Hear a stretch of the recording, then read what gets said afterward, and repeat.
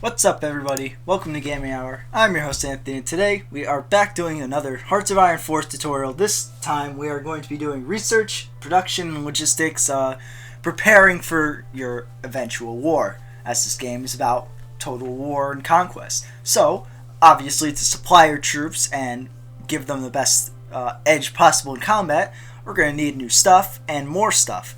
So, starting as Germany, we have a pretty decent setup, large amount of troops, but it's not the best it could be. We're still fairly in the older age. We need to bring us into the new age. For that, we are going to start our research, as that's our first little Q tab here. So we have 4 research slots. You can get more through national focuses. So we're going to start our research. Now it's going to bring up the research tab. You have your infantry, support, armor, artillery, land doctrine, naval and naval doctrine, air and air doctrine, engineering, and industry. All this can seem overwhelming. What do you want to go for first? Personally, I like to go for the 2 industrial. So we have basic machine tools, which brings up your production efficiency cap, meaning you can produce more quickly. And then I like to do construction 1, which helps you build structures faster, which is useful for a lot of building that you're going to need to do. Then I like to go for the first engineering, which will lower research time, which is very helpful. And then I like to usually go for either a tank or support, weapons and equipment for support, which usually is not research. So now you got all those. And it will take some time to research these, the longest being 191 days, but that actually goes pretty quickly, as a normal school year in Connecticut takes 180. I'm getting off task. It'll be done fairly soon. So we can close that out. Now we want to build some buildings. Now this is the building screen.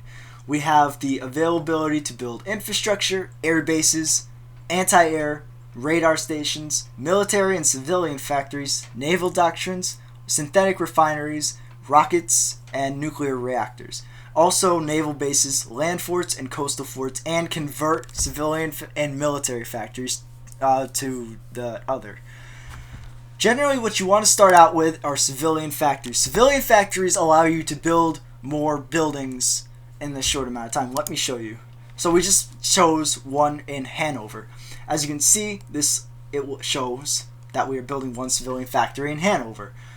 Here is 15 out of 15 is the amount of factories being used to produce this building. The maximum is 15. Those are how many civilian factories I can use to build this building. So all 15 will go into this one building, making it go quicker. I can now produce more civilian factories, which will build up a second queue of 15. And then a third, a fourth, however many you want to go. You don't want to completely fill up your whole building slot with just civilian factories. You want military factories, and I'll explain why in a minute. So let's just put a bunch of civilian factories around. And generally I like to build a decent amount. That should be good. And then we're going to let that build. Eventually, after that's complete, we want to build military factories. So let's see. Generally, you want to build these more inland to save room for dockyards.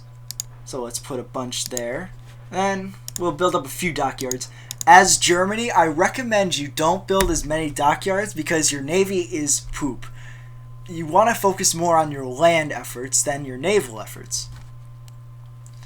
Also, if you have downtime and you don't really want to build any new factories, I recommend infrastructure, as having a lot of divisions in a single province. A province is one of these tiles here with a 7 out of 10 or 6 out of 10 or whatever. The more divisions you have in that, the more supply it takes. If you are low on supply, that's because your infrastructure is poor in that region. Being that we're a European country, we have a lot of decent infrastructure. But building it up would allow for more supply to be brought in and for units not to suffer attrition, which will damage your unit and make them fight less. Less.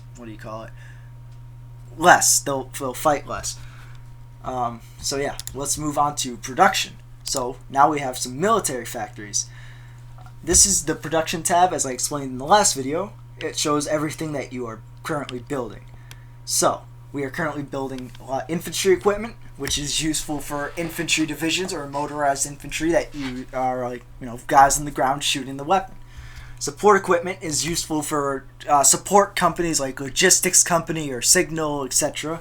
Artillery, tanks, motorized fighters, close air support, tactical bombers, and some naval units. Right off the bat, I like to get rid of the naval units as Germany, your navy already sucks. There's no point on really trying to build it up this early. Later in the game, once the Soviet Union, France, UK has been totally taken out, then you want to build up your navy. Because it saves resources early on that you don't have to devote to your navy, that you can re-devote to your military. So, we can now have 20 out of 40 of our military factories currently being used. That means we have an additional 20 little box slots to put into whatever we so choose. I like to max out the infantry equipment. I like to bring it up to 5 with support, 5 with artillery, 10 with tanks, and then from there just leave it. We also have some naval dockyards that are free now, but the only thing I will produce from that is convoys, because you're going to need convoys for trade and other means of transporting troops, because we're eventually going to invade England, and England is an island nation, so we're going to need boats for that. Our navy should suffice, and our air force will be dominant. So that is that. Now that's pretty much all on production for the time being. Also, so I think we'll get into diplomacy and resources, since this was a fairly quick video. And also logistics. So as you can see, we are well off on logistics. We have plus of everything, or we are at equilibrium, which is even. So we don't really need to worry too much about producing a specific thing. We are pretty well off on that. We just need to keep producing, build up for a few years, and we should be more than prepared for a war with a few nations. And of course, anytime that you're unsure or you want to know like what to produce, say you don't know what to produce with your military factories, the logistics tab is an easy way to organize, see what you're low on, what you need, what you don't need, and what resources are taking. As you can see, it shows what resources are being used for each individual thing. So as infantry, 1 infantry equipment takes 1 steel. 2 infantry equipment would take 2 steel, and so on and so forth. As you can see, fighters are fairly demanding on resources, as it takes oil, aluminum, and rubber. So you generally don't want to produce as many fighters, but it's still important to have a solid air force. So now we're going to move on to diplomacy. Diplomacy is essential in this if you want to make friends or enemies. Your national focus is essentially your guiding light for diplomacy, as it basically drives the narrative along. So as you can see, we have our screen here. It has 5 choices you can go down immediately. We can either go down Reich Autobahn, which is improving the infrastructure of Germany, which they did. By adding highways and more major roads throughout the country. Then there's Air Innovations, which builds up our air base and makes it easier to research for airplanes. I generally don't go down this one until like late game, when I'm actually needing the Air Force for England and the United States and Soviet Union, etc. But if you're interested in superiority in the air early on, then this is a good one for you. Army Innovations guarantees you a new commander, or not new commander, a new military advisor, and makes it easier to research down the land doctrine. We'll get into that in another video, why the land doctrine is so important, but this is a good one to go down if you're just stuck up and want to, not stuck up, but like if you finish off this one or can't go down any further, you might as well go down this one. And then Naval Rearmament, I skipped over one. Rhineland. Now this is the one that you generally want to go for, so that's what we're going to do right now. We're just going to quickly start that, but we're going to pop it back up. So the Rhineland essentially removes this demilitarized zone right here that was created after World War I which Germany used to push through Belgium. So now we can't put our military here. Like if I try to move my troop here, it says I cannot enter the province here. So we will completely remove that, so that way we can garrison troops here. It will raise world tension and possibly have the chance of starting a war with France if they decide to go down. Usually France will not declare war on you because of Rhineland, but it will piss them off and possibly make them join the Allies. But there's nothing you can do about that because they usually do join the Allies anyway. If you get lucky, maybe they'll join Comintern instead and you'll have a bit of an easier time invading England. But we'll get into that once we get into the war. So, and this of course brings us down to the more major land grab items. Generally, you want to go down Rhineland, this tree, as fast as possible before 1939. Then we have Naval Rearmament, which essentially revitalizes your navy, adds new dockyards, and can lead down towards more naval boosts. So of course we want to go down Rhineland, and Reich Autobahn is also a good one because it leads to the West Wall, which essentially creates a lot of land forts near the French border, which is essential for defending against French attacks once they declare war on you around 1939. But early on, you want to go down Rhineland, Anschluss, demand Sudetenland, reassert eastern claims, go down this tree as fast as possible. Because eventually, it will allow you to alliance with Italy, possibly Spain, and, just lead to a lot of good stuff. As for diplomacy now we can see our opinion here. Generally, nobody likes us because we're an antagonistic nation. Nobody really likes us, and we don't really like anybody else. The people who do like us are the Dominican Republic, El Salvador, Hungary, Italy, Japan, Manchukuo, and Peru and Venezuela. Those are nations that are more friendly towards fascist nations. Generally, you want to try to bring them into the Axis as fast as possible, or you want to bring more friendly people into your alliance. Depending on, you're not always going to go German Reich. Sometimes you might go France, UK, and you want to bring as many friendly people into your alliance as possible. Especially people that are not necessarily bordering you, so you have room to grow, but people who are nearby so they can send troop support relatively quickly if you get invaded. Germany and Italy are very susceptible to invasion. Often, early on into the war, UK will invade Italy via naval invasion from Malta. And they will also invade northern Germany if the war in France doesn't immediately take off in Germany's favor, which it most often does once you go through Belgium.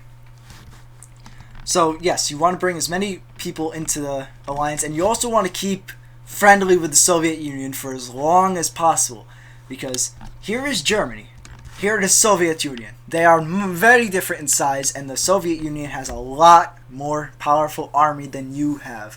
Or I should say more powerful, but they have a larger army. So you don't want to piss them off as much as you can. Invading Poland, if you make a treaty with the Soviet to give them half, give them half. Otherwise, they will be very pissed off at you, and they will attack you before you are ready.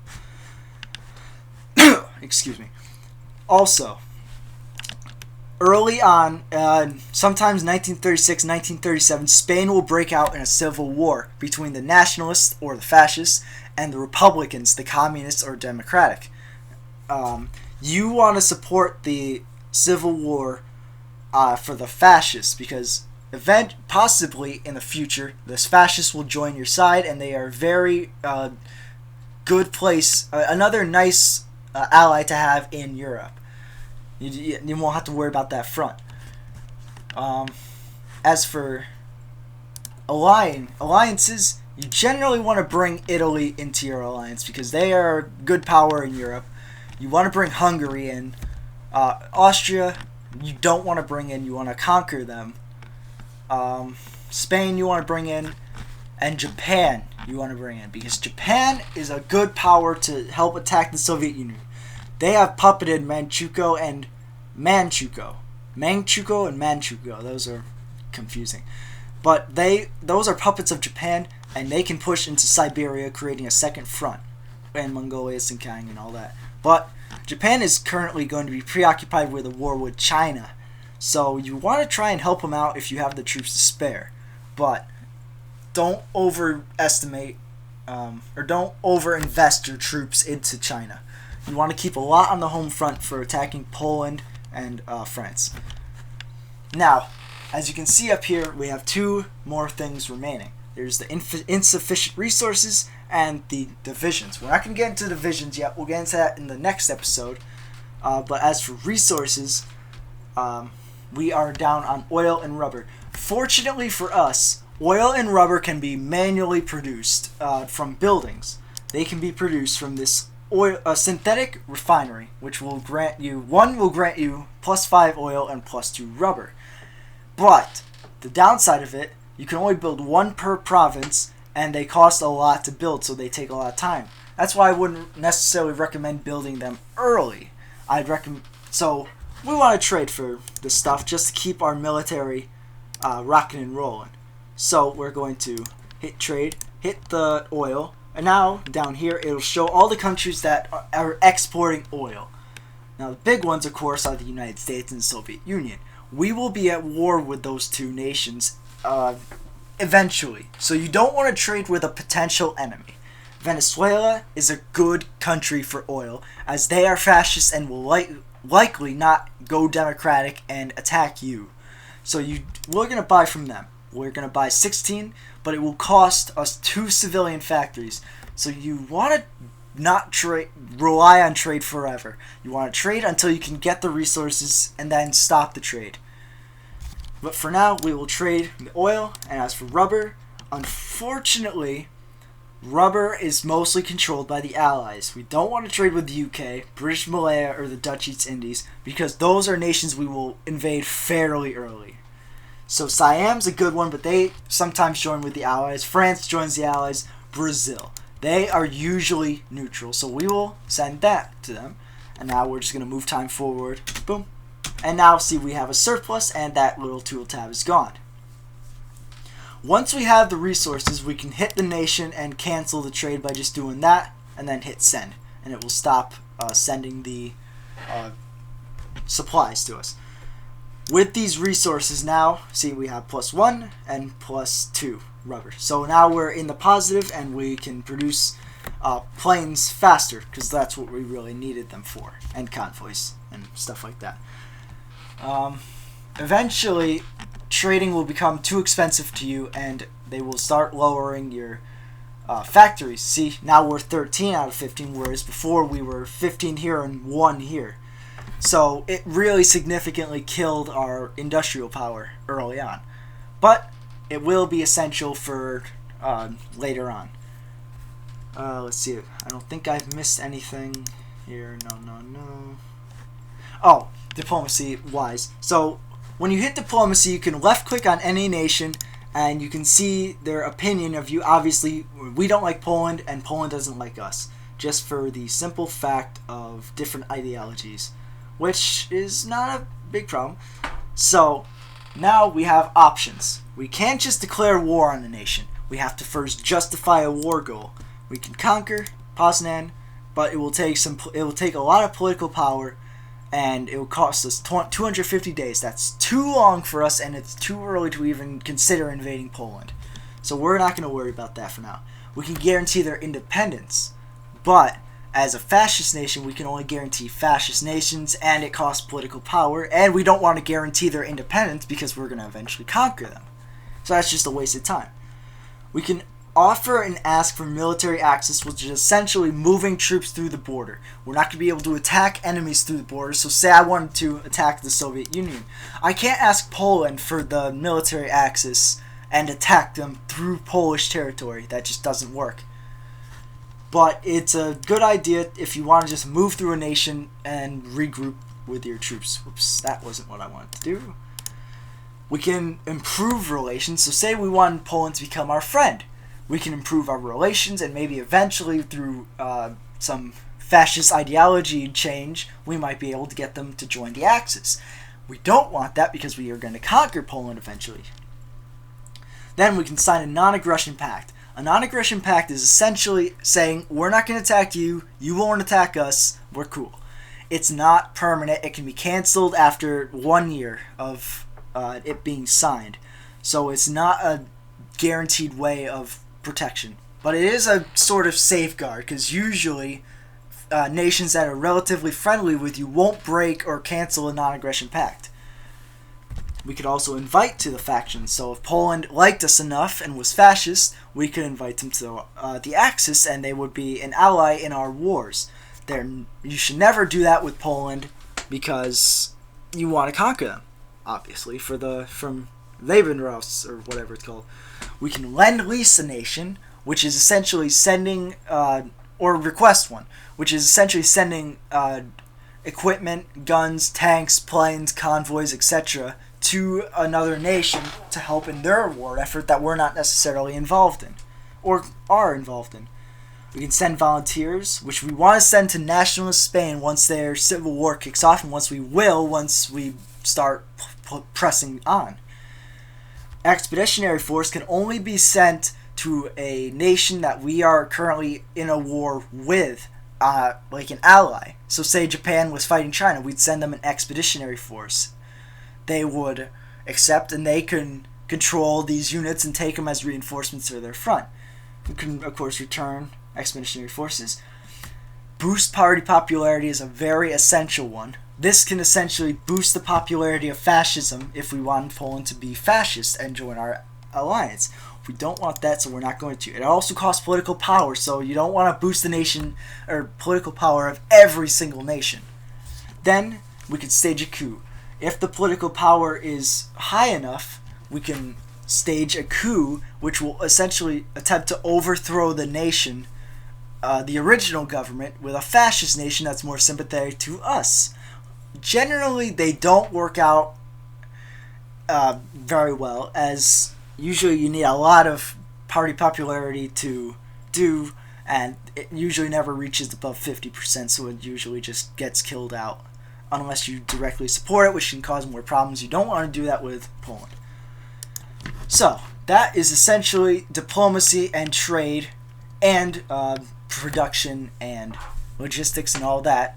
So you're essentially instructed to prepare for the war diplomatically. Of course, we want to keep going down the Rhineland tree, and we will. By the next episode, we will probably be somewhere around here, just prepared for the war, because in the next video we will be going to war. So I will see you guys in the next video.